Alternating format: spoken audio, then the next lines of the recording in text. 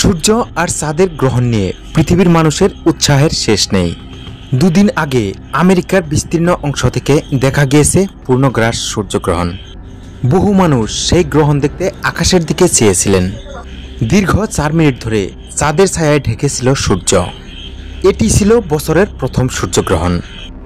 গ্রহণের মতো মহাজাগতিক ঘটনা নিয়ে এবার নতুন গবেষণা করছে ভারতের মহাকাশ গবেষণা সংস্থা ইসরো।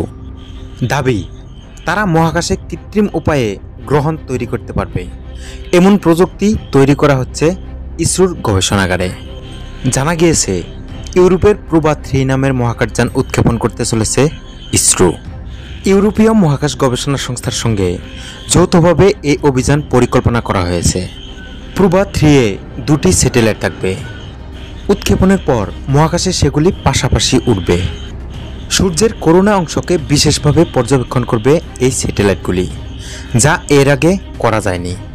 সূর্যগ্রহণের সময়ে চাঁদের ছায়ায় সূর্য ঢাকা পড়ে গেলে সূর্যের যে অংশটি পৃথিবী থেকে খালি চোখে দেখা যায় তার নাম করোনা।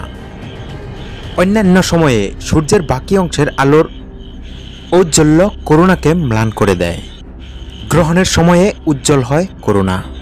এই অংশকে দেখার জন্য বিশেষ করোনাগ্রাফ তৈরি করা হচ্ছে, যা ওই 2 স্যাটেলাইটের মধ্যে থাকবে।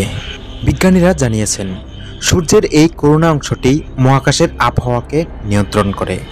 ভারতের Satish Dhawan space research centre থেকে PSLVর মাধ্যমে এই মহাকাশযান উৎক্ষেপণ করা হবে।